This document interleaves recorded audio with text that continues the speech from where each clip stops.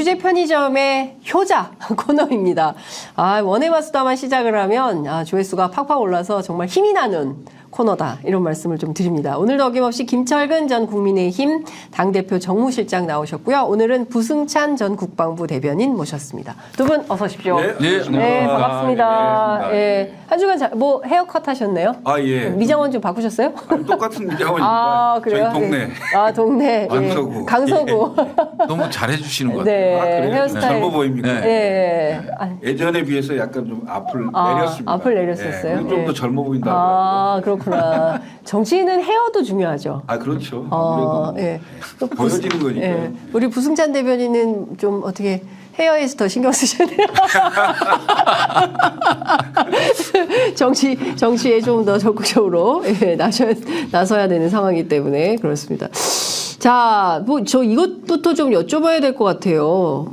오늘 국민의힘 혁신위원회가 한바탕 소란이 있는 것인지, 일단 이뇨한 위원장은 사퇴는 아니다라고 얘기를 했고요. 그리고 세 분의 혁신위원들이, 당초에는 4명이었는데, 한 사람은 아니라고 했고, 나머지 세 분이 김경진 대변인을 사퇴하라고 요구했다. 이런 상황인데, 어떻게 봐야 됩니까? 지금 이뇨한 혁신위가 흔들리는 겁니까? 어떻게 봐야 됩니까? 그렇죠.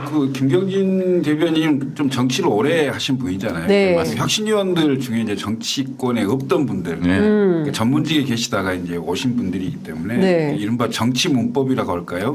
한동훈 표현으로 하면 여의도 문법을 잘 모르시는. 여의도 사투리. 이런 분들이기 때문에 이제 예를 들면 한번 얘기하면 그게 관철이 돼야 되고 당연히 혁신 내용이니까 가야 되는데 왜 당 지도부가 이걸 안 받아주느냐 이런 불만들이 좀 있었겠죠. 네. 근데 이제 그 와중에 김경진 혁신위원이 이건 다 그런 겁니다. 정치라는 게 그런 거 아닙니까? 이게 시간 끌기 용입니다. 이런 얘기를 했다고 해요. 그래서 이제 그 전문직 여성 세 분이 엄청 화가 난 거죠. 그럼 있을 필요 없다. 허수아비네. 물론 할 필요 뭐 있냐. 이런 이제 일이 생긴 거죠. 그래서 이제 오늘 아마 이뇨한 혁신위원장이 좀 무마하려고 하는 이런 게 있었던 것 같고. 1시간 정도 비공개위원장. 그리고 이제 그 세 분이 김경진 혁신위원으로 하여금 뭔가 거취를 좀 정리를 해야 되는 거 아니냐 이런 얘기들이 좀 있었던 것 같아요. 근데 사실 재밌는 일이 있었거든요. 그래요? 지난주에 제가 여의도의 모 식당에서 이준석 안철수처럼 옆방은 아닌데 같은 방이었습니다. 같은 방에 이제 사람들이 많이 오니까 테이블을 2개 놓고 가운데 병풍이 쳐져 있었는데 병풍 토크. 제가 병풍 안쪽에서 이제 밥을 먹고 있었는데 바깥쪽에서 김경진 의원하고 기자분들이 식사를 하는 거예요. 그래서 처음엔 누군지를 몰랐어요. 근데 당의 혁신이 내용을 쭉 계속 얘기를 하는 거예요. 근데 물론 이번 주에 이루어졌죠. 이상민 민주당 의원이 혁신위에 와서 오게 될 거다. 그 얘기를 그때 얘기하더라고요. 그 자리에서. 그래서 많은 얘기를 다 듣고 나오면서 김경진 의원을 제가 아는 척했습니다. 그랬더니 김경진 의원이 깜짝 놀라는 거예요. 좀 아는 척 좀 하시지 그랬냐고. 그래서 제가 안철수였으면 내가 아는 척 했을 겁니다. 그래서 막 웃고 나왔습니다만 옆에서 많은 걸 들었습니다만 들은 얘기는 하지 않겠습니다. 좀 얘기를 해줘야 되는데. 해줘야 그래도 하나 정도 풀어주시죠. 아니 동대문의 천하용인 해동에 대해서도 얘기하고 그게 이제 허은하 의원이 경쟁자잖아요. 맞아요. 그러네. 동대문의 허은하 의원실에서 천하용인이 있었거든요. 근데 그런저런 얘기들을 좀 하더라고요. 그래서 다 털렸네. 이준석 대표를 좀 이렇게 했는데 괜찮습니다. 내가 못 하겠습니다. 이러고 왔는데. 저도 사실 얼마 전에 하나 들었는데 김경진 의원이 너무 지금 이준석 신당 때문에 신경이 쓰이는 거예요. 왜 그렇죠? 붕붕 뜨고 있다. 그래서 이준석 엉덩이의 앞정으로 구멍을 뻥뻥 뚫어가지고 바람을 빼고 싶다.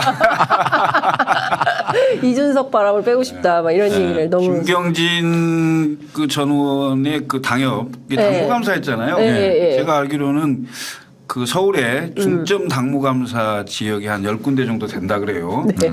그런데 그 지역도 아마 꼈어요? 아마도 껴 있어요. 그 찌라시가 맞는 거예요. 취재 본 바에 의하면 아마 포함돼 있고 당사자는 모를 수도 있어요.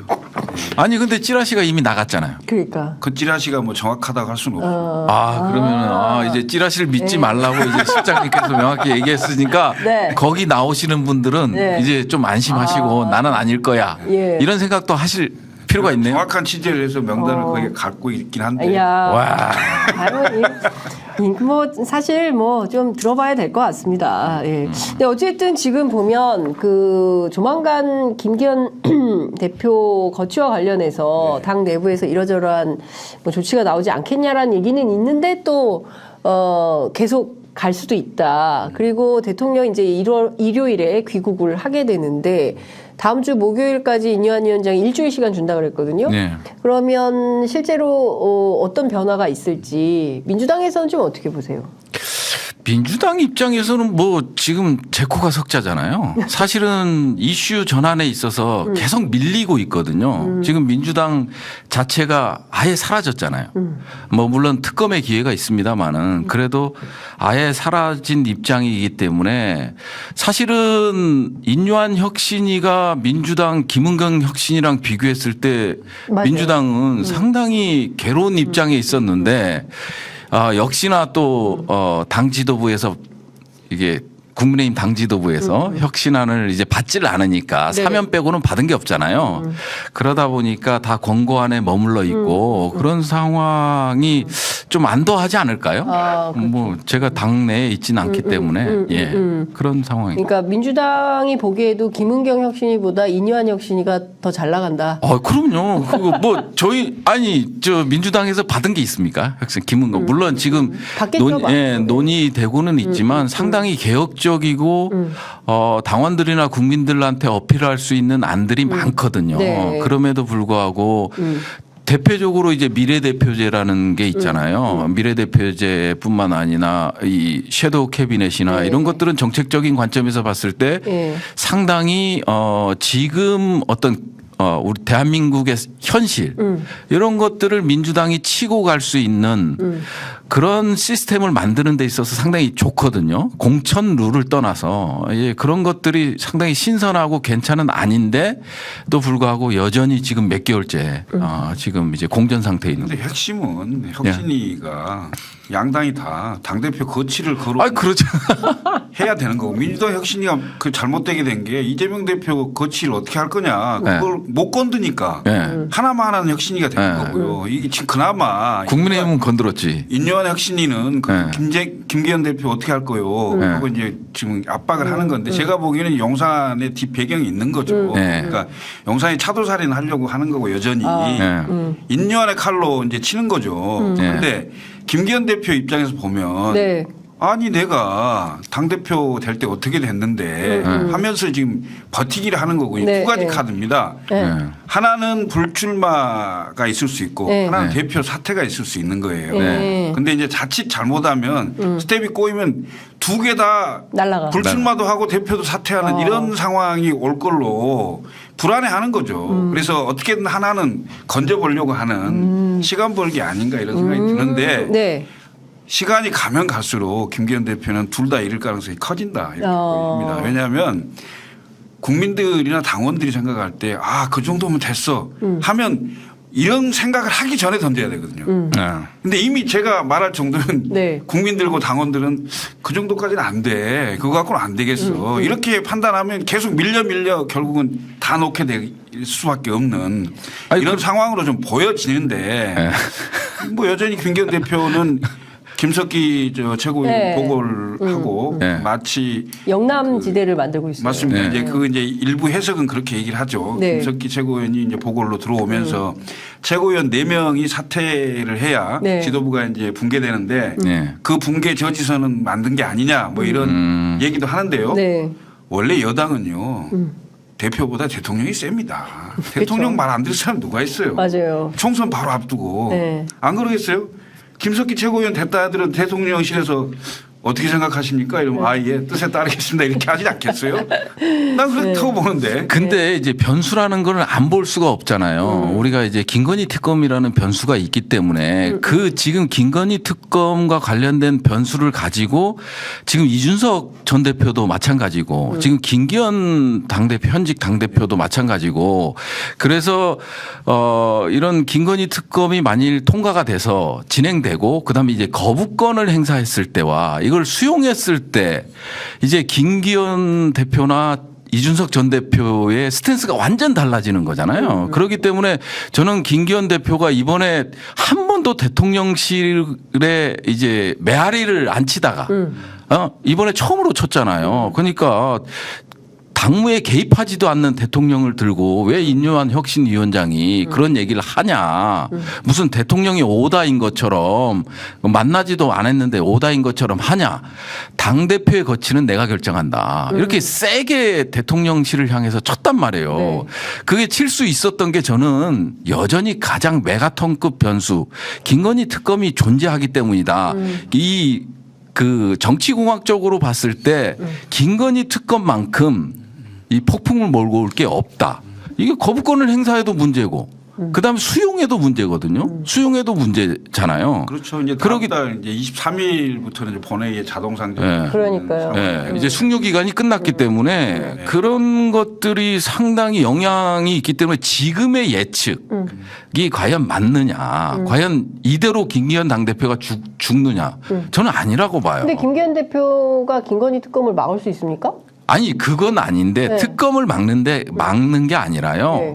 향후 정치 일정이 있잖아요. 왜냐하면 새로운 세력들이 또 규합될 수 있다라는 거예요. 이게 너무 대통령실이나 오다대로 몰고 가서 당대표를 해임하거나 그다음에 이제 울산까지 내 고향이라는 표현까지 썼잖아요. 네, 네. 내 고향이다. 내가 태어난 곳이다. 내가 거기서 정치하는데 니네니까 뭐냐. 이런 표현도 썼거든요. 그러면 사실은 지금이야 국민의힘이 똘똘 뭉치는 상황이잖아요. 그런데 이제 김건희 특검 때문에 국민의 68%가 찬성하는 거잖아요.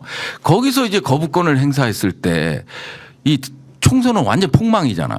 폭망으로. 예, 국민의힘이 폭망할 수밖에 없죠. 예, 그런 상황. 네. 그 다음에 이제 수용하더라도 이제 수용하더라도 이게 이 대통령의 저는 잘 모르겠습니다만 대통령에 대한 김건희의 의존도가 상당히 높기 때문에 혼자 서 있기 힘들 거란 말이에요. 이제 두 가지 다 거부를 하든 수용을 하든 악재인데 그러면 당에 의존할 수밖에 없는데 당에 의존한 총선 체제로 갈 수밖에 없는데 당이 내분이 지금 막 치고 막 이렇게 들어간다?